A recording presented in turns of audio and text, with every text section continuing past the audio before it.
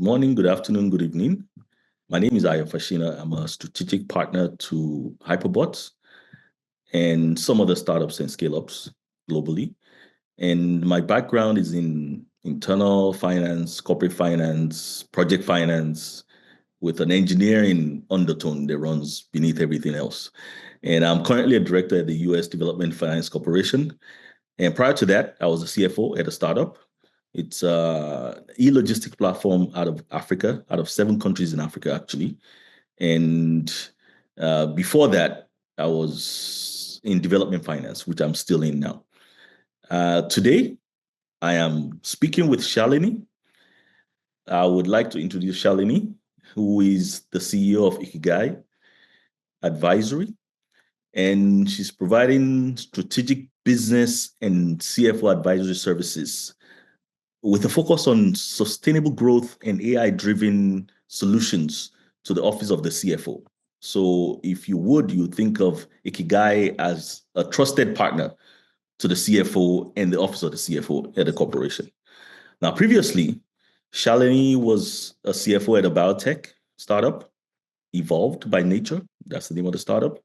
She has held several leadership roles at Iron Mountain, at P&G, and she has over 15 years of experience across the biotech, consumer goods, real estate, software as a service, and tech. She brings expertise in P&L management, fundraising, M&A, business transformation, and she's known for driving cost innovation, process digitization, and high-performing teams. So please join me to welcome Shalini. Thanks, Ira. It's a pleasure to be here. Looking forward to it.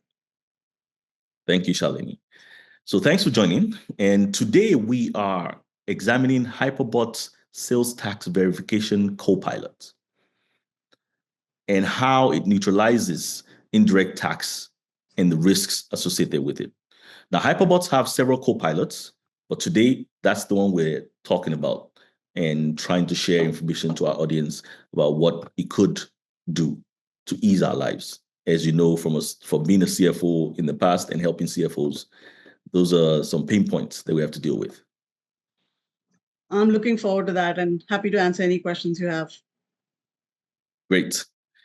So my first question is, why do you think indirect tax compliance is still such a headache for a lot of companies, especially in the US, where you have different tax regimes across different states, even sometimes counties? It's a great question, a very timely one too, because I think it's one that hits home. Because even in organizations that are investing in process improvements, this one's one that's always a pain point. Despite all those tools that we have out there for indirect tax compliance, it's still a challenge because there's a mix of fragmented systems, human error, and then rules are changing all the time. So I think that causes issues as well. Definitely. Can you give us a few examples of this?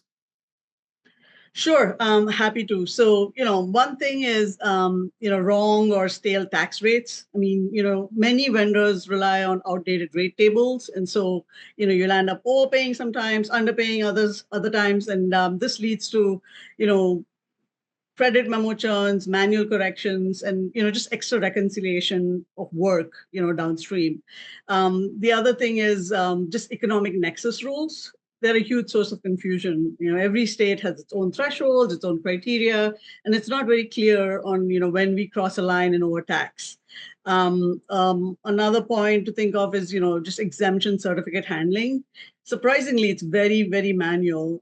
In many cases, certificates live in email threads or shared folders, and we don't always have the right documentation unless auditor kind of asks for it. So basically, when we miss these exemptions, it's cash leakage, right? Finally, I would say auditing is still kind of 100% manual, right? I mean, our team sample invoices by hand, but realistically, some errors slip through, and by the time we discover it, it's months down the road, and either it's even during an audit. So, essentially, I think what the ripple effect adds up, right? I mean, we just land up seeing, interest charges or penalties from mistakes that could be kind of avoided. And more important than that is the fact that we're basically wasting valuable time, right? I mean, this is energy that's wasted on problems that could be easily avoided, and instead we can kind of focus on high impact work. So hopefully that gives you a sense for the pain points around this topic. It does. It does. It sounds like a big burden for a finance team. And I can see why most finance team have a lot of bodies, because you need bodies to actually do all this manual processing and make sure they try and catch as much as possible. You can't catch everything, but at least try and minimize the errors that you have. So that's why I think discussing this co-pilot that Hyperbots has developed, it's something that would help a finance team, a CFO, or anybody that's gone through these pain points before. Absolutely. Yeah. I mean, I really think this is one of those low-hanging fruits that, finance teams should adopt so that they can, stop wasting time on the manual work and leverage the technology that's available around it. I was thinking, what is Hyperbots sales tax verification co-pilot? Can you just elaborate on that? And how would you describe? I would describe it as a 24/7 agentic tax inspector. One that works tirelessly in the background to prevent errors even before they hit our books, right? I mean, if I was to elaborate on how it works, right, it's built on a really smart architecture that combines computer vision and language models to process invoices in a way a human would, but obviously a lot faster and more consistently, right? Like first, it extracts every like tax relevant field from the invoice, not just the obvious ones, but also like origin and destination addresses, which are critical for accurate tax calculation. Then it validates the data in real time against a tax dictionary that spans over 4,000 jurisdictions. That's huge because that would help catch things which we normally miss. And then finally, it's really powerful because not only does it flag the issues, it also kind of explains them and prompts like corrective action, right? I mean, for example, if there's a mismatch, it might suggest, a credit memo or prompt the AP team to request a missing exemption certificate. And, that's huge, right? Because it's proactive versus reactive. So it can be a tool that's used for preventing errors before they even start. Absolutely. And, I think for finance, that's a game changer, right? I mean, instead of relying on like audit cycles and sample-based reviews, we get to validate like 100% of the invoices in real time. And that's huge, right? It reduces exposure, it improves accuracy, it frees up time for the team to do more strategic work. So, that's why I call it a real game changer. Definitely a game changer. So can you walk us through how the co-pilots will work from end to end? Sure. It's actually a really well thought of flow. If I was to break it down step by step, right? I mean, it starts by reading the invoice in detail, like pulling line items, like quantity, price, description, and grabbing both the vendor zip, so where it was shipped from, and the ship to zip, like where it's going. And like I mentioned earlier, this address data is critical for tax accuracy, right? Next, it classifies each item to determine whether it's taxable or exempt, based on the product and the service type. So it's not just like a one fits all kind of it really understands the nuances around, tax by category. Then looks up the right tax rate by combining all the information it's gathered, like, the state, the county, the district rates, and also checks to see if we've crossed any kind of economic nexus thresholds in that jurisdiction. And then, it kind of gives you the final verdict, basically tells us whether the tax charge looks valid, if you were overcharged, undercharged, or taxed on something that should have been exempt. And the best part is, like I said, it explains the reasoning in plain English, right? So you kind of, it's quick and easy to grasp and, take action. Um, um, Again, the proactive piece is great because if there is an issue, it does take action. It can like trigger credit memo requests. It can post, a use tax journal entry, or it can prompt our team to collect a missing, exemption. And all of this is done kind of automatically. And before anything posts to our ERP, there's a final checkpoint. Only vouchers that are fully compliant will make it through. Anything that has like a tax issue will stay in a dedicated queue waiting for fixes, for AP. So, that basically helps us also maintain like a clean audit trail, right? Because every step is logged with like hash chaining, and we have, analytic dashboards that show exposure by state, by vendor, by product. So it's also in a way, we're learning from the whole process, right? Because it's not only fixing errors, but we're also kind of learning from it. So, I think it really like kind of closes the loop end to end, right? It's a full loop system. It detects, it explains, it resolves, and it prevents errors. And all of this is done before creating like downstream problems. Not something we have to go attack, when an auditor finds it, we do it proactively. Very important. Because when you think about waiting until the auditor finds it, that's not the time that you want things to be caught at all as a finance head. Because if the auditors are the ones that's catching your errors, then you may have a problem. I know that a lot of companies spend a lot of time in the audit process because they don't have a tool like this. They can actually just pull all the information out of something that's checked everything. It's like your in-house auditor, like you said, working 24 hours, 24/7 to make sure that things are right. So when you get to the audit process, everything is a lot smoother. You can close out your audit in a few weeks as opposed to a few months. I know when I joined the previous company I was CFO at, the audit for, I think the year before was still going on at the time. And the reason for this is because of all these things that are done manually, and then you have errors in them, and then to even pull them together and aggregate them for the auditors, it takes forever. And as you remember, we're working across 7 different countries in Africa. So that means different regimes, different taxes, different everything from the different countries that has to be pulled together. If we had something like this back then, I'm sure my life would be a lot easier and our audits could be closed in a month. We're going out to do better things. Absolutely. I think it's huge. I think it's huge. And, you're absolutely right. I mean, I think I've seen the same issue from an audit perspective, especially in smaller companies, right? I think it tends to be, small teams, they're very lean, there isn't a lot of resources. And, the whole audit process tends to really, really kind of get delayed. And, I think this is something I've seen happen. In fact, very often the CFO advisory services are called in to fix a problem like that because, it's quite a consistent problem across the board. I would say across the globe. Yes, yes. What do you think is the biggest value proposition for this Copilot? Just as a summary.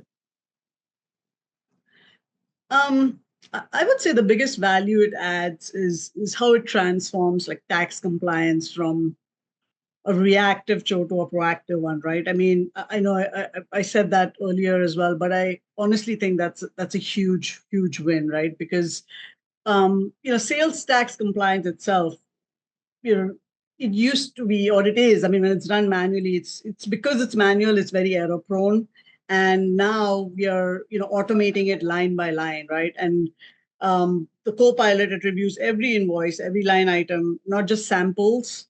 So it's kind of making your compliance levels jump from partial to close to like 100%. I mean, that's a huge, huge change, right? Versus when it's done manually and very error prone.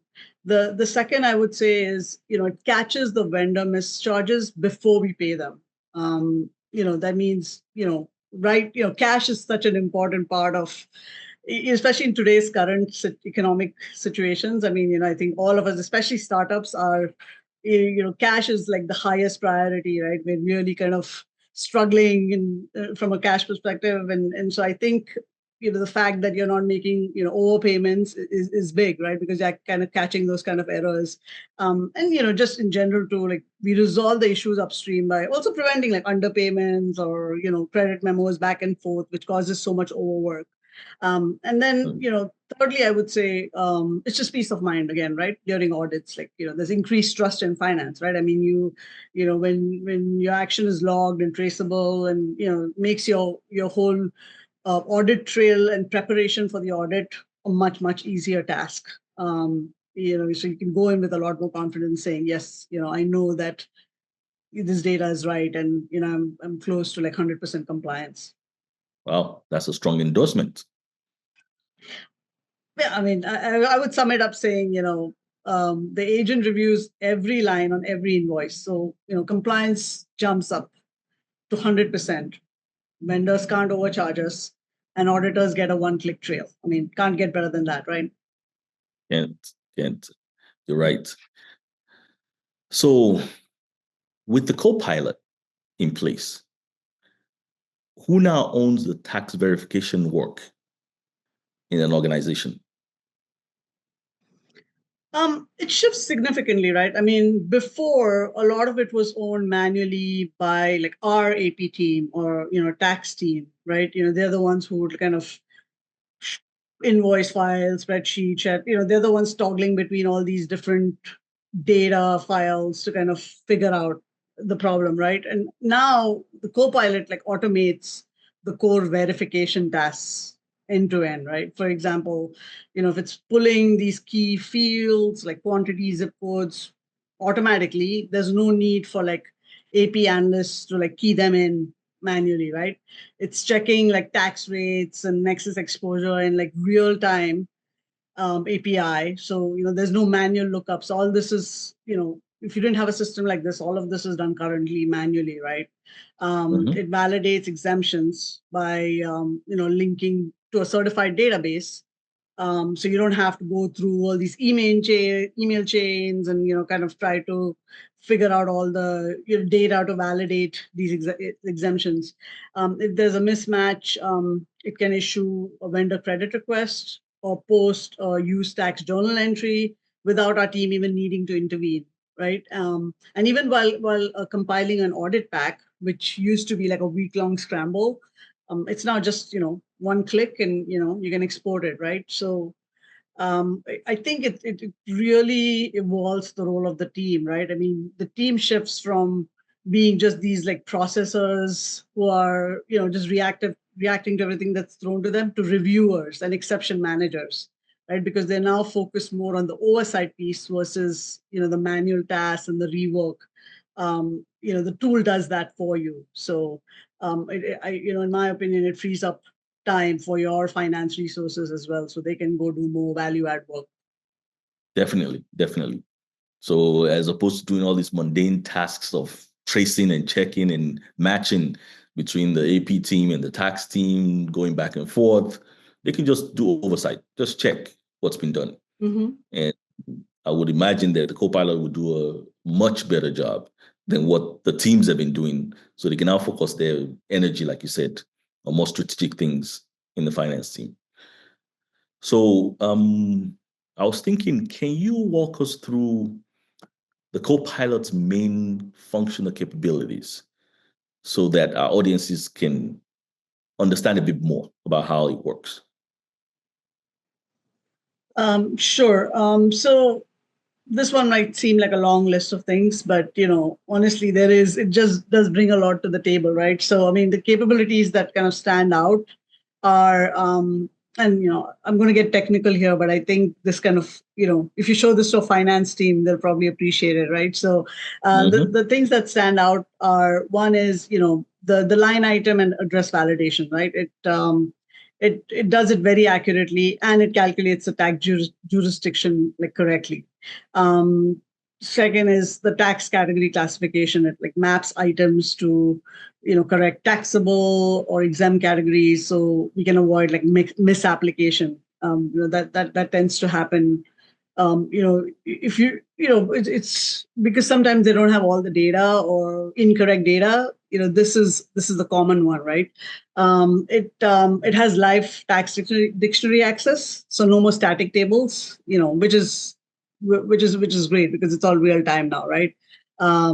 Which is how you can Yeah, accurately extract the right taxes for the jurisdiction because it's live as opposed to a tax team compiling the list and trying to keep up with the tax changes for different jurisdictions. Yes, I mean, this one's great, right? Because I mean, do you remember? I mean, I've been in finance like over 15 years. Do you remember all those Excel tables with all those, Yes.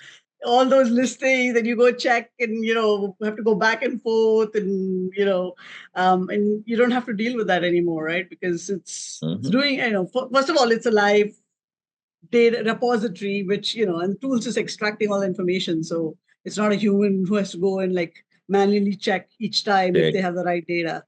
Exactly. It VLOOKUP. for sure. It mismatches flagging with explanation, so it doesn't just tell you something's wrong, it tells you why, and that's huge, both as A, from a recording point of view, and B, from a learning point of view, because your teams learn, right, that they catch something, they see it 5 times, the 6th time they know, and I think that's it's almost like a learning tool. It's autonomous, with its actions, right? It can issue the credit memos, it can post use tax JEs, it doesn't wait for human intervention. So, and then it flags it. So it does have that checking mechanism. It's not like it's just going and doing something, by itself, right? So I think the maker checker. Exactly. So, that's great. All in one. Yeah, I mean, it sends Slack team alerts, anomalies are immediately pushed to the right people instantly. So, it does the action for you, but, it's only after double checking and making sure, yes, it's approved by the finance team. Because I know that's always a concern, right? Oh, is agentic AI going to do the right thing? Is it accurate? Is it just going to take over my system? And, that's not how it works, right? It's actually, it knows the actions, it'll suggest it, it'll make sure the right people approve it, and then, it'll get done. And then, it's, the audit trail piece, right? I mean, every action is basically, it's hash chain. So it's giving us like SOX ready documentation that we can use with our audits. It's got pre-trained models. So it's not like we need to build the template. I've seen it work accurately from day one, which is awesome, right? Because I know the tool, that's another concern a lot of finance teams have when they try to move to a new software, right? Like, will the tool work? Is it going to like backfire on me? And so I have not seen issues with this one. And then finally, like, the compatibility with existing systems and the ability to integrate with them, right? It has multi ERP compatibility. So whether it's QuickBooks Online or NetSuite or SAP, it's able to integrate, and it gives you kind of one dashboard across systems. So you can kind of use it with whatever existing system you might have in your finance ecosystem. That's very useful, and it sounds like a comprehensive toolkit. And I know that even if they don't have an interface with your existing ERP, it could be done in a matter of a few weeks. That's the Hyperbot promise. So I know that most finance team will worry, oh, can this talk to my existing ERP? Can it talk? Do I have to change? No, you don't. You can just integrate it into your existing ERP and it'll talk to it. We've been talking about what the Copilot can do, how it does what it does. And I'm sure there are other tools that are built into some ERP, built into some accounting software that could do part of these things. So how do you think this Copilot is different, or what sets it apart from the typical tools that we have currently? And how is it different from the traditional tax engines that we have inside ERPs and the RPA tools that's currently available, in your opinion? The difference is huge. I mean, most tax engines use like template-based, like OCRs, batch processing, and they require a lot of human cleanup, after posting. But the Copilot is, it's a much more smarter, much more integrated tool, right? It uses vision language models with LLMs. So, it understands the invoices, even if formats vary, right? And that's a common problem, right? I mean, you're never going to have similar formats across exactly all your invoices. I mean, that's kind of, the first problem you hit, right, from a data perspective. So, it's very smart, and it can understand all invoices formats don't matter. It validates inline before vouchers post, not after, which is again a compliance advantage.